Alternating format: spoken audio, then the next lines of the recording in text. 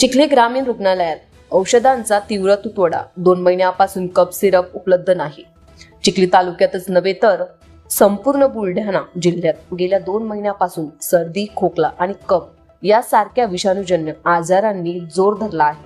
मोठ्या प्रमाणात रुग्ण उपजिल्हा रुग्णालयात उपचारासाठी येत असतानाच चिखली सामान्य रुग्णालयात औषधांचा भीषण तुटवडा निर्माण झाल्याचे समोर आले आहे.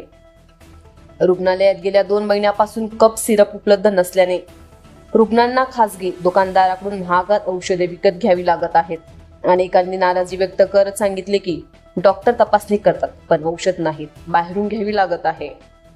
केवळ कप सिरपच नव्हे तर सर्दी खोकल्यांच्या इतर आवश्यक औषधांचाही तुटवडा आहे. गर्भवती महिला, ज्येष्ठ नागरिक आणि आपत्कालीन रुग्णांना सर्वाधिक अडचणींना सामोरे जावे लागत आहे. स्थानिक नागरिकांनी प्रशासनाकडून तात्काळ पुरवठा सुरू करण्याची मागणी केली आहे. आमच्या पत्रकारांनी विचारणा केली असता रुग्णालयातील डॉक्टरांनी सांगितले की 3 डिसेंबर 2025 रोजी बुलढाणा सिव्हिल सर्जन कार्यालयाकडे औषधांचा पुरवठा मागवण्यात आला आहे, मात्र अद्याप कोणताही साठा प्राप्त झालेला नाही. दरम्यान आरोग्य विभागाने नव्या औषधांचा पुरवठा प्रक्रिया सुरू करून लवकरच कमतरता दूर होईल असे आश्वासन दिले असले तरी नागरिक याबाबत साशंक आहेत.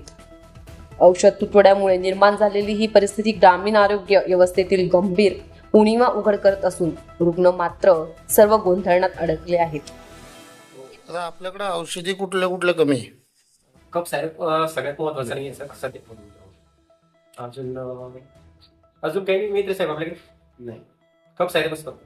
कप सगळ्या गोष्टी अवेलेबल आहे. काय कारण कप सिरपचं?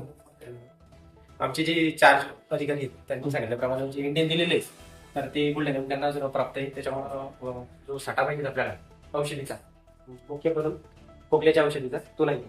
अच्छा.